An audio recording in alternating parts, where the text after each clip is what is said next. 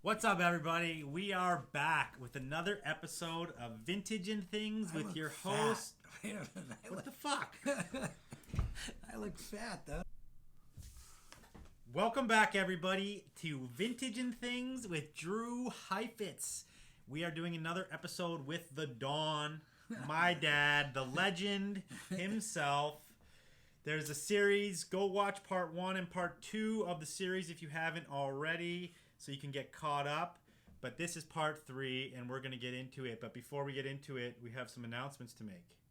We're both in our Hawaiian shirts today. Why are we in our Hawaiian shirts? We're in our Hawaiian shirts because Uncle Dave here, the Don, or his dad, has spent the last 50 years collecting Hawaiian shirts.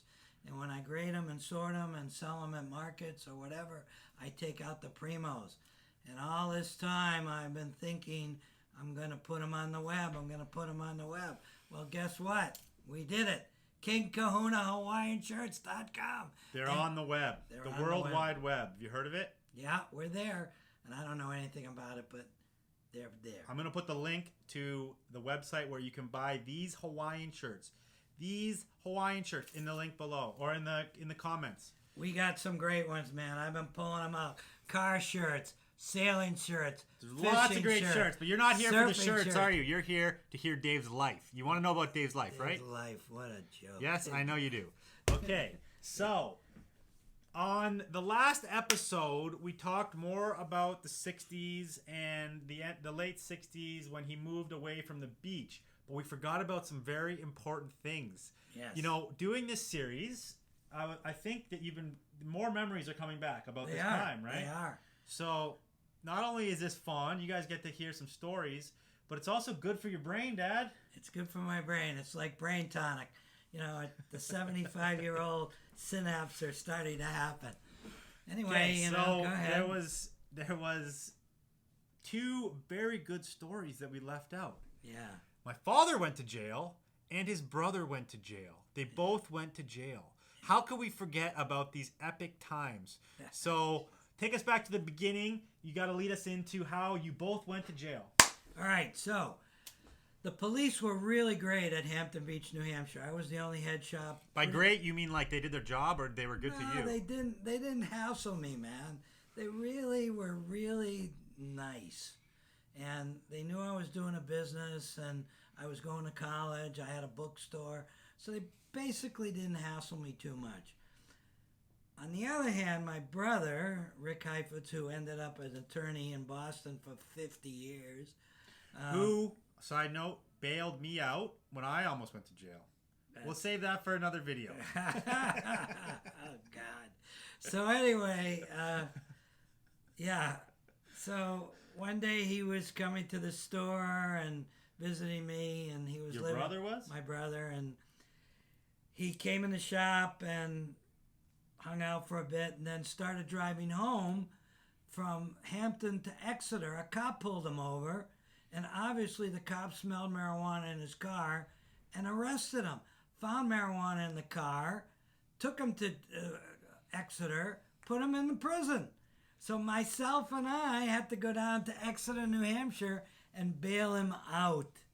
And that was one embarrassing thing. So let's talk about like how strict. Obviously, they were much more strict on marijuana back in the 60s. Oh my God! So like, did he get charged?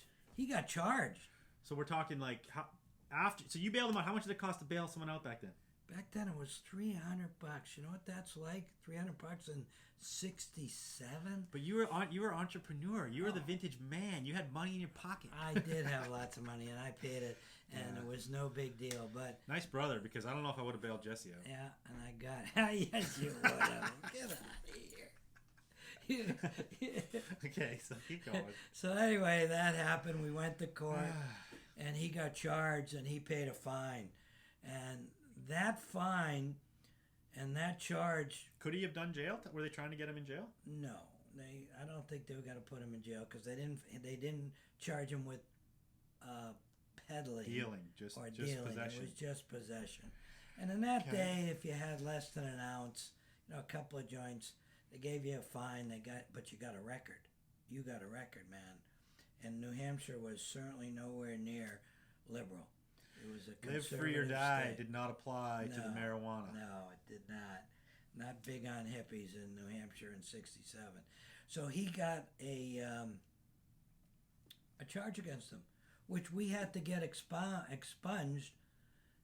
Luckily, I was very good friends, and my lawyer was a guy named Tony McManus. And then in '75 or '76, he actually became the Assistant Attorney General and eventually the Attorney General for the state of New Hampshire. And he got that charge expunged from my brother's record so my brother could go to New England law and get his law degree. And he did. So, you guys are in your early 20s at this point? Yeah.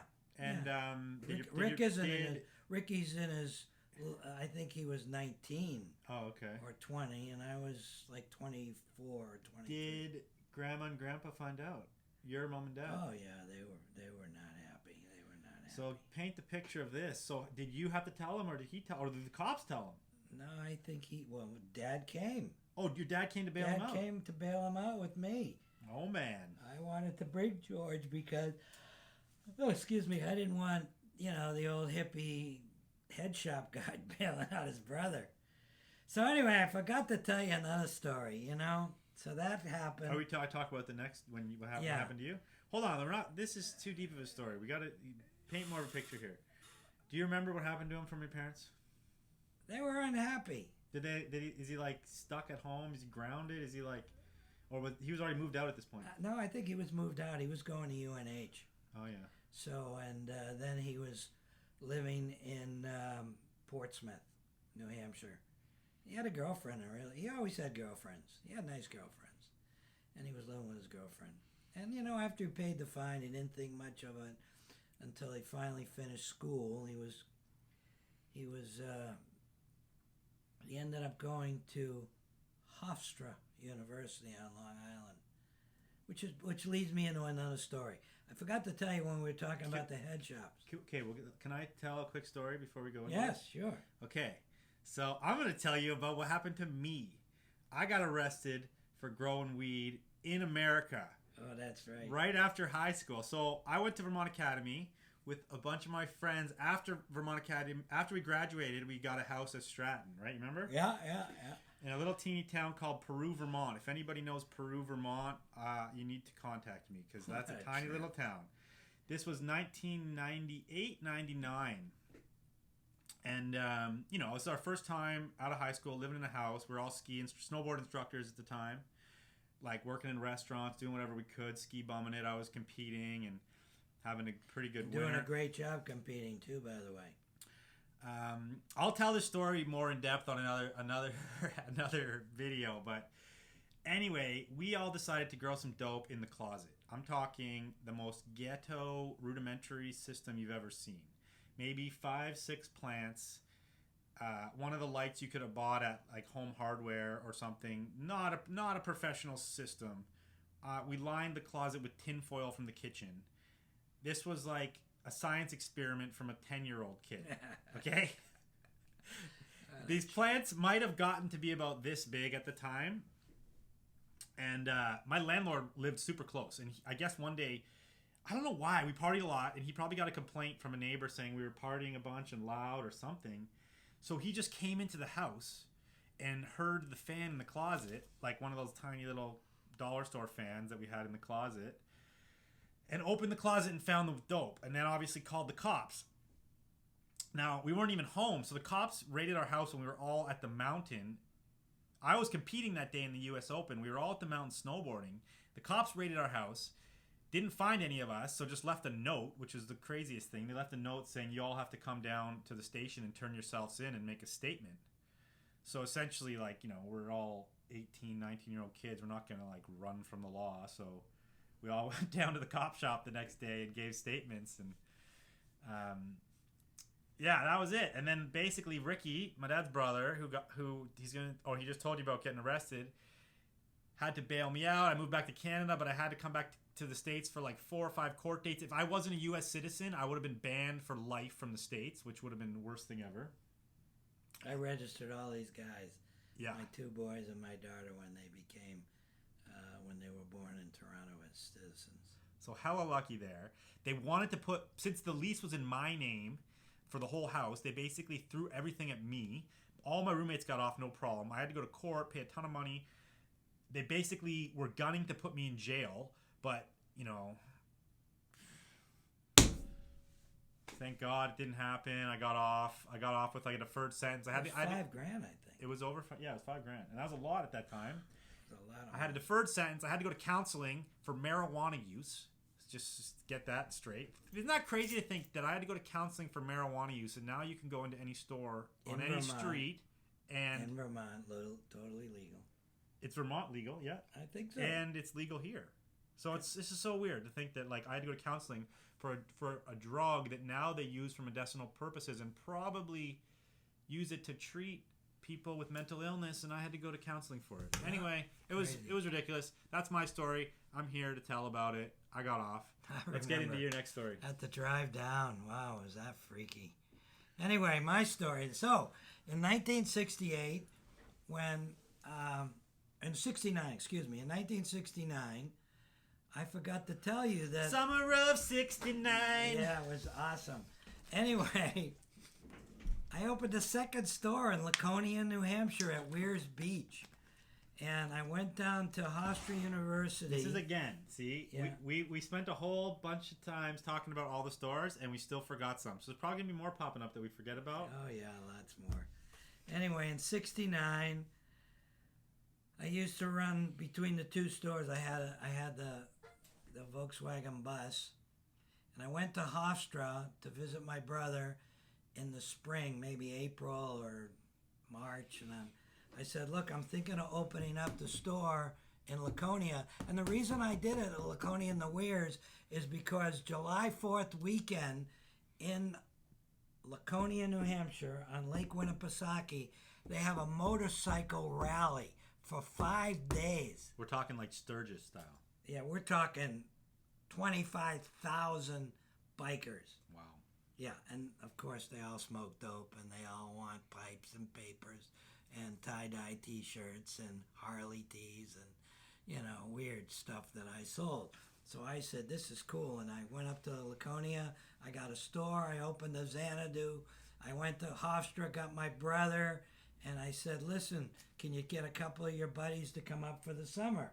So he got a couple of his buddies and Rick. I got him a place. I rented him a place on Lake Winnipesaukee for the summer. And they came up and ran the store. Original staff housing. Yeah, that was probably a party over there all the time. All the time, man. And it was a nice place I got him. Because he's my brother and he's going to college and blah, blah, blah, blah. So, I don't know what's going on. So were you there there for the summer or no? No. Where were you? I was at Hampton Beach. Okay, so you had two stores running at the same time. I had the 3 stores at Hampton in 69 and the 1 store in Laconia at Weirs Beach. And I used to go up every week, at least once, sometimes twice, with a full van of jeans and tie-dye t-shirts and posters and records for the record rack and everything. June 25th, 26th, 27th, I don't know, one of those days, right? Got the van loaded. I would drive up to Weirs Beach, and in front of my store are 200 people and 5 police cars. This is no lie. I parked the car.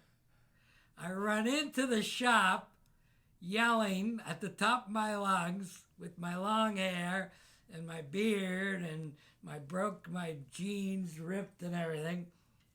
I start screaming, what the F is going on here? You can swear on here if you want. I can? Yes. What the fuck's going on on here, man?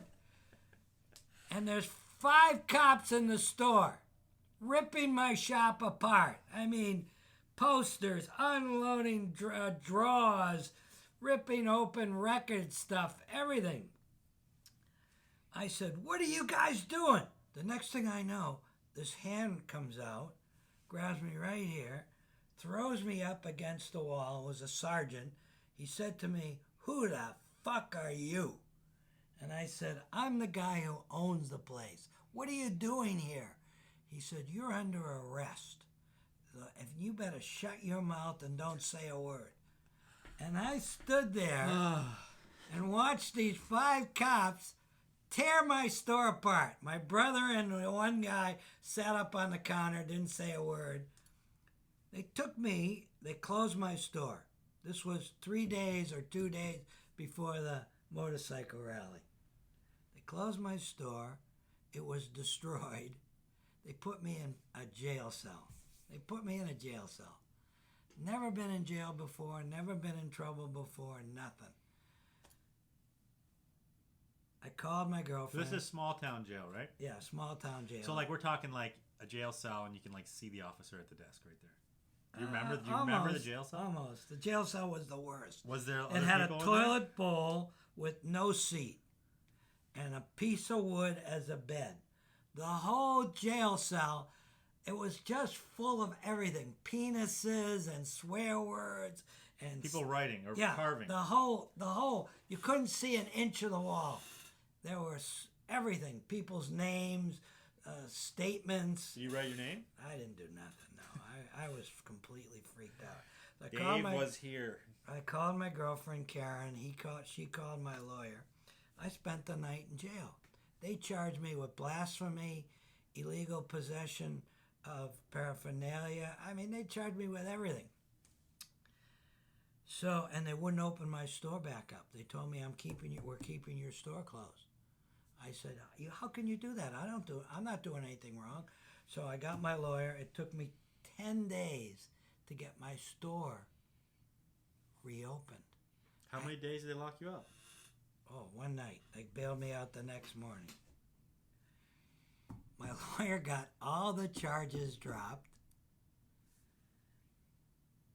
And then we sued the city of Laconia and the mayor of Laconia. How'd you sue the mayor? Because the mayor was responsible at that time for all of the functions, and the police were a function of the city. Did he actually have a hand in it? Did he no, he had nothing to do with it. And we sued the police chief. 1 year later, we went to court. I won. Fuck the man. I won. No, it wasn't very much money. I won $2,700 from the city and as a compensation. It covers your loss of wages or your loss of income. But I lost a ton of money. There were going to be 25,000 bikers and their girlfriends in town. And I was the only place to get this stuff. That's crazy. So that's what happened. And the only time I've ever seen the inside of a jail, the only time I've ever even had anything to do with cops, and the only time I ever had to pay bail. Well, you're out, no record. It's a good story. Is it a good story? Pretty good. Never forget, it made the headlines of the Manchester Union Leader. That was really, really great. Did you keep that article? I don't think so, but I know I could get it if I went and looked. I bet you I could. Did your parents find out about that one? I don't know if they found out. They didn't care so at that point. I was making a lot more money than my dad, and I was living on my own. Yeah. And so you got charged with blasphemy. You got charged with what? Blasphemy, illegal possession of paraphernalia, which was, of course, not against the law. A whole bunch of other stuff. I don't know. So basically, the blasphemy charge was because you were selling... I had a poster. Pornography? I had a poster of Charlie Brown and his girlfriend with some kind of semi-obscene statement. It was crazy, man. Because they couldn't find any dope. They thought they were going to find dope? Yeah, because my brother, after this was over, he told me that they were dealing dope. But not out of the store. Okay, this plot thickens. Yeah, so my the cops got brother, tipped the off. lawyer. The cops got tipped off that this was a dope dealing store. Yeah. And then they were pissed they didn't find the dope, so they got you. And you're lucky enough to walk in the same day they raid. Yeah, or my brother and his buddy would have been arrested. Crazy. They got the owner the same day. It was crazy, man. Those days were crazy. But I never got in trouble. I was really lucky. Knock on wood. Hey, so that's that story. All right. Well, let's go to the story of. After that, What about? Okay, so you somehow talk about the draft. Talk about the draft. Talk about boy. Vietnam. Talk about your friends in Vietnam. If your friends went to Vietnam, talk about like if you ever got a draft card or what. How'd that all work?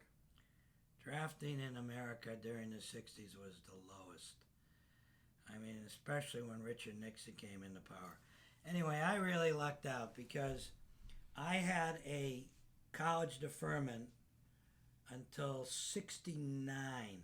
Which means Or they 19. couldn't even put you on the draft till 69. Yeah, as long as you were in college full time, which I was right up till the end of 69, you had what they call a college deferment. So your draftability was 0. So, yeah. Your dad was in World War II, right? My dad used to call me a horse's ass because I didn't want to go to war in Vietnam. He was in WW2. He was a pharmacist on a. He was in the army, but he was a pharmacist on a boat. So yeah, he didn't like that I didn't go, and my brother missed it because he was 4 years younger, so he didn't have to go. So he was a pharmacist on a boat, and then he became a candy salesman. Yeah, after the war, he went to work for Planters Peanuts because the guy who owned Planters Peanuts' son was in the war with my dad. And after the war, Came back, he invited him up. to get hooked up at Planters. And he really liked it, so he stayed there for a long time. I ended up, when I was a kid, going with him to grocery stores, and he made me wear this Mr. Peanut outfit.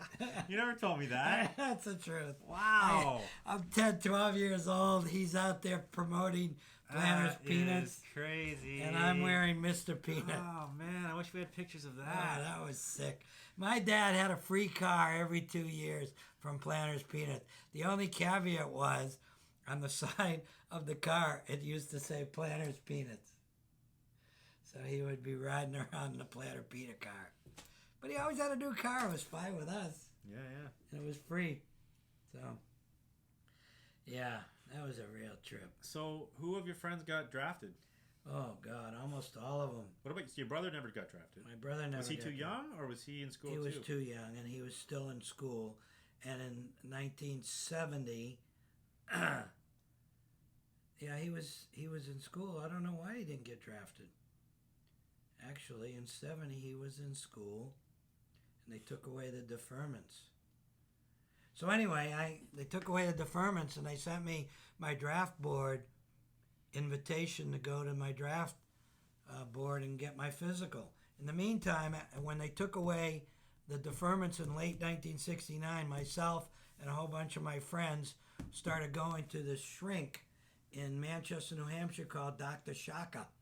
And you would go with him, you pay him like $25, and he would write in your dossier, oh, the guy's mad, he's insane, he wants to kill himself, he wants to kill his father, he has suicidal tendencies. You know, I put together a dossier for a bunch of people. And I'll never forget, I took the dossier with me. It was about that thick. And to the draft board when I had to go for my physical. And I was pretty confident that I was going to get out because of seeing the shrink, right? And so I passed all my physical, and then you go, after you get your physical, you go and see this shrink who's an Army psychiatrist. Well, on his desk, there must have been 30 of these folders, all from Dr. Shaka. Dr. Shaka is raking it in. Raking it in, man. This is like such a good hustle. Yeah, what a hustle. So I go and I said, well, you have my dossier. He said, yeah, I got your dossier from Shaka. See you later. Next. This is the same hustle as everyone going to see the doctors to get prescribed marijuana so they can grow a bunch of dope with no issues. It was probably the same kind of gig. Same kind of gig, getting paid out. But you know what? He probably saved your life. Probably saved a lot of kids' life. Mr. Well, Shaka. he didn't save mine because when I got to the end of the line, this big 6-foot tall black sergeant looks me right in the eye. He says, "You's accepted, boy." He was from the South. He says it just like this. "You's accepted, boy. You got 4 weeks. You better get your life in order. You's going to Vietnam." I'll never forget that. And this was an old building. Must have been 70, 80 years old at the time in 1970, I think it was, 69 or 70. And I sat on that steps and I couldn't move for an hour. Wow. I'd lost 3 or 4 friends already in Vietnam. Matter of fact, the first guy who ever went to Vietnam from New Hampshire went to high school with me. No way. Yep. And so he made big news when he went. Big news. Big news. He enlisted. He was kind of a weird guy anyway. He was in the band. I played trombone in the band for a little while. Not very long. And he was a color guard. A very appropriate color guard. Anyway, whatever that means. Yeah, he was. We he won't walked, go there. When we had a football game, and the band came out at halftime, 2 guys with the guns would have a color guard, and 1 guy would have an American flag, and 1 guy would have a flag from New Hampshire. So how did you get out of fucking Vietnam then? So they did draft you. Well, they did draft me, and you're not going to believe this, but 5 or 6 days before I was to go, and I was going to go, I mean, I couldn't see myself hiding from the law or not becoming an American anymore. So I was thinking of going, and Richard Nixon announces that he didn't think, we got to remember 1969-70, huge movement against the war, huge anti-draft, huge peace, make peace not war, make love and not war, real big issue. That he's losing ground. So he decides, instead of having a mandatory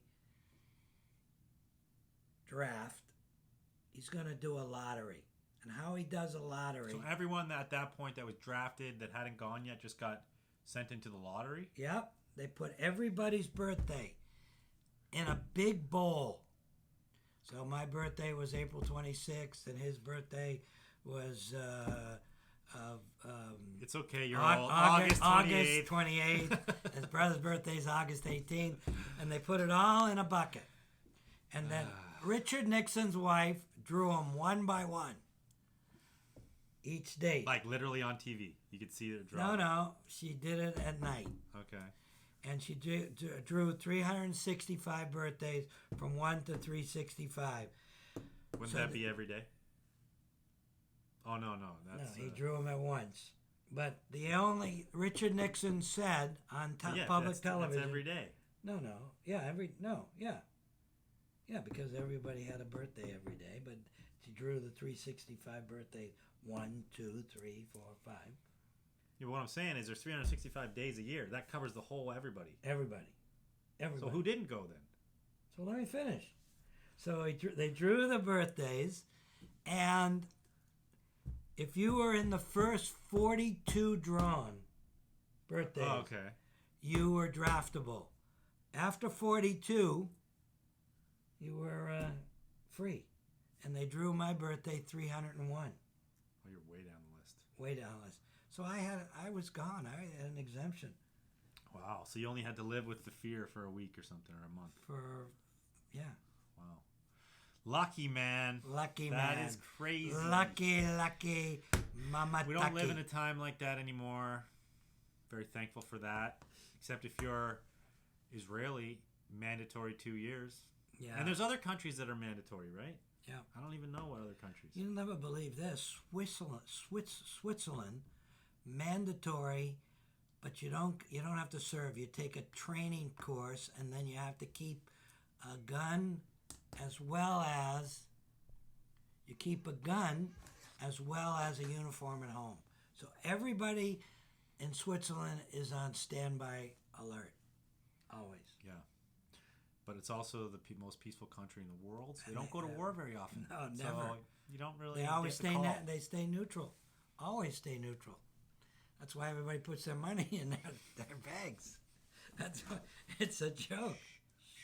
They don't have any in the bank. Yes, that's true. I can vouch for it. Okay, so let's talk about some more 60s. Yeah, all right. So after we close the shop at Hampton Beach. Your brother ran, or the other one? After we closed the one in Laconia and the shop in Hampton Beach, I already had closed the University Book Co-op.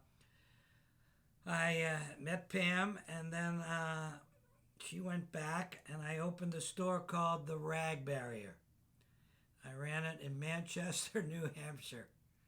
Did we talk about that on the last one? No. Okay. No, and that's really how I got started in the vintage clothing business really big, because The Rag Barrier was a used clothing store. And by then I had sourced out a whole bunch of small dealers, mostly in outside of Boston, in Roxbury. I think they were all in Roxbury, around that area of Boston. So let's talk about this. So who are these dealers, and what was it like back then? What were the dealers like? Well, I can't remember a lot. Can you remember how? Well, there was a guy though in Worcester.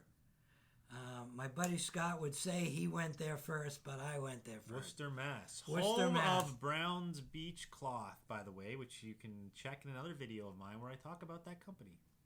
You do? Yeah. Talbot? No, Brown's Beach. Browns Beach. No, I don't know that. They're from Worcester, Mass. Well, in Worcester, Mass, there was a company called Talbot Trading, and they were quite a big rag dealer, quite a big one. And I started buying from them, but I was buying a lot, and I was already going to New York, so I was finding lots of stuff in New York, and so I opened up. There was a guy, Jaime Kaplan. Jaime Kaplan, and the Schwartzman boys. They were in Brooklyn. They're and still around. Yeah, Schwartzman. Yeah, even I've dealt with those guys, which is crazy. There's still some old farts in this business. Yeah, and then I met a guy named Lou Fetter who was grading nothing but blue jeans and blue jean jackets and stuff like that on the piers in New York. And then there was another guy named Sheba Trading I met in New York. Anyway, I slowly realized this is a big thing. This is not a little thing. And at that time, in 69, 70, there were hardly anybody buying from these guys. So, talk about a day. You'd go there and you'd run it. So, do you remember walking into any of these warehouses? God, it's been so long, I really don't. But I'll tell you, Walter Seltzer. Would you bring a picker with you and you'd be like, we're picking blue jeans today. We're going to go, load up the VW bus with blue jeans, or would you usually went would they by have myself. it ready for you? I usually went by myself. I think maybe. Were you grading or they grading? No, they. Now this is later, 71, 71 and 70.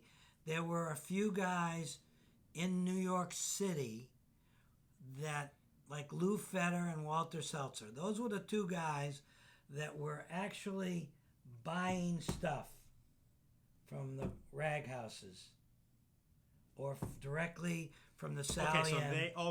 So they weren't rag. They were like a secondary dealer to a rag dealer. They were a secondary dealer. They were rag dealers. Okay. So this whole scenario kind of needs some explaining here. There's people that buy from the Sally Ann, which are the rag dealer. And then they grade it and they send all their stuff to third world countries, Pakistan, India, wherever. And then there's people that buy from those places and are just wholesalers. That's right. Yeah. But there in 70, 71, there were hardly any of those guys.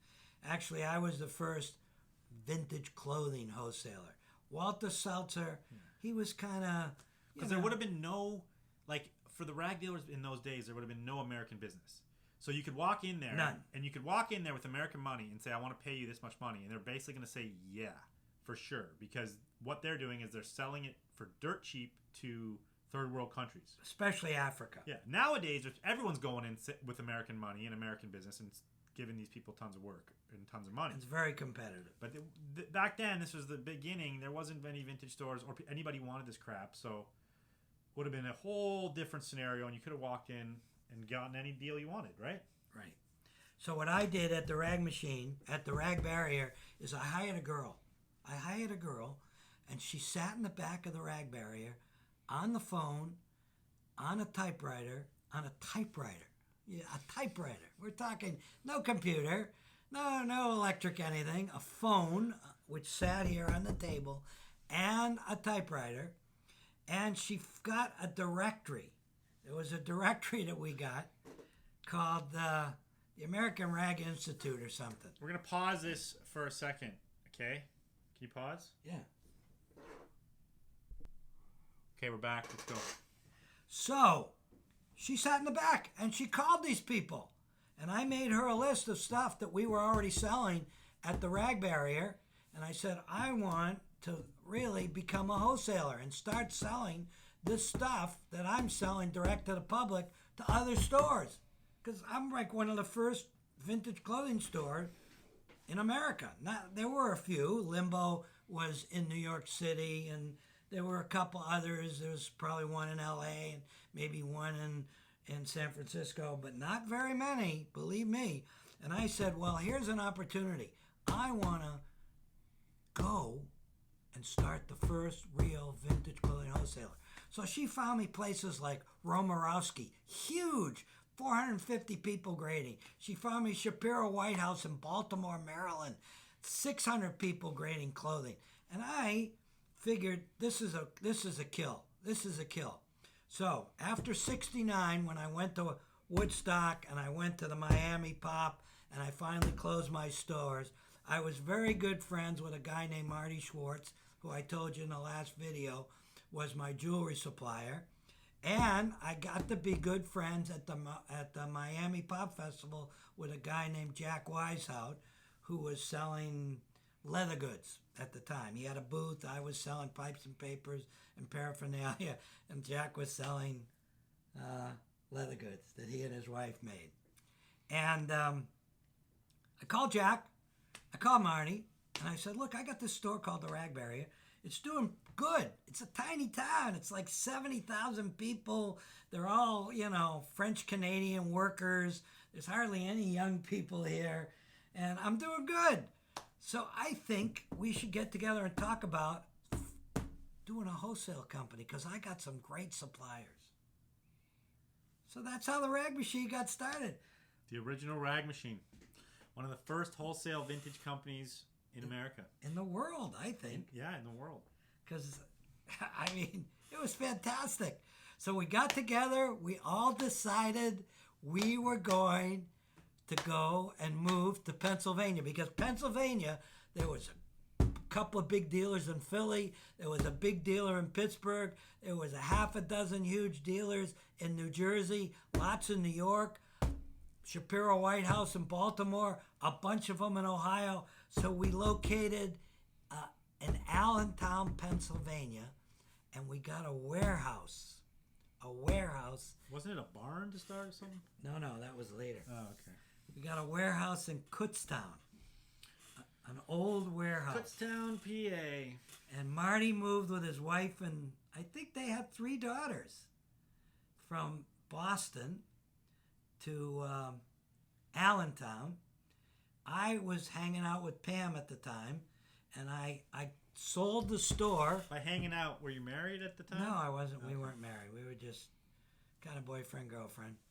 And I sold the rag barrier to one of the guys who worked for me, a guy named Kenny Feldman. Paid me some money, and wow. Which you will see is a trend in Dave's life. Many businesses sold along the way. Yeah. Yeah.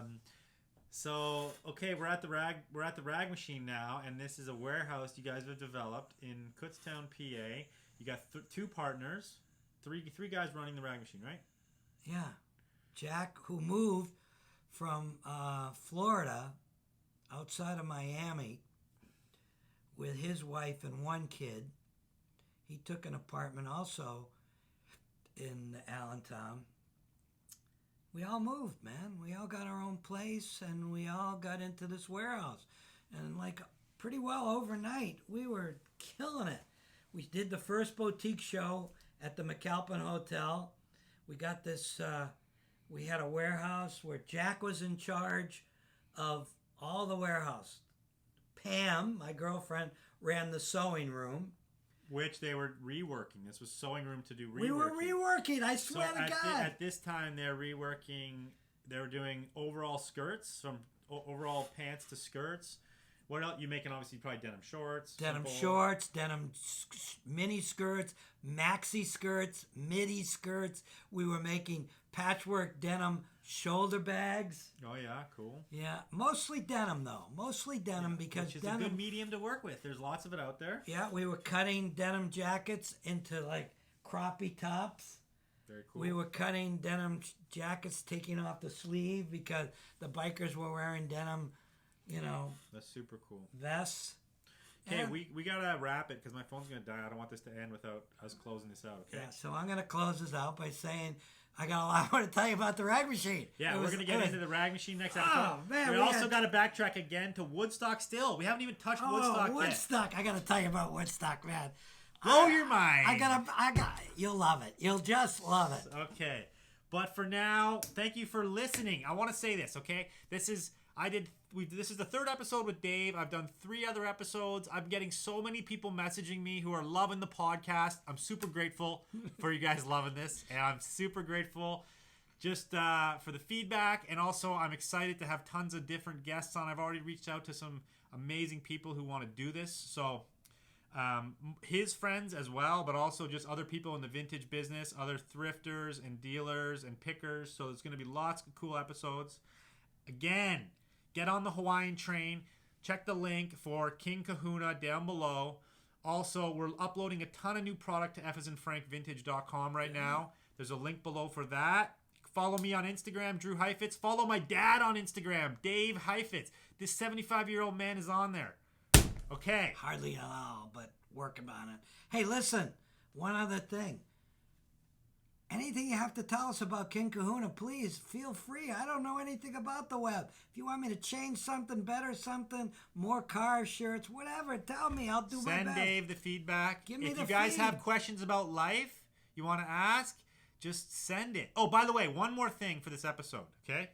We need a challenge, Dad. We're giving people challenges on every episode from now on. Oh, what's the challenge? I don't know. We got to think of something. Okay, I challenge you to be happy, not crappy. That's too vague. No, that's very good, but it's too vague. All right. We need something actionable. Being happy is actionable. You can go and do that. But maybe a challenge about being happy. How could they be happy? Here's how you start being happy. Start working on cleaning up the environment. I've been all over the world. I've spent tons of years in Vietnam and the South Beaches. They're filthy. Stop using plastic bags. Okay, I have the challenge, okay? It is based on this. It's a great idea. We all got to be better to the planet, and giving back to people and the planet makes you feel really good. So, my challenge for you guys this week is take your coffee cup to the coffee shop. No disposable coffee cups. Please take the challenge and then live it. That's a simple way to save a lot waste. Do you agree? I agree. Okay. And look, I got mine right here. Coffee mug. All you got to do is take your coffee mug. Costs $10. Everybody, a minimum of 365 days, 365 coffee cups a year you can save by this thing right here. So go and do it. If you're not watching this video, this is just a reusable coffee cup if you're on the podcast. And they give you extra coffee for free. And it's cheaper usually. They let you save money. Yeah. Okay. So we are out. Thank you so much. We love you. Talk to you later. Later, alligator.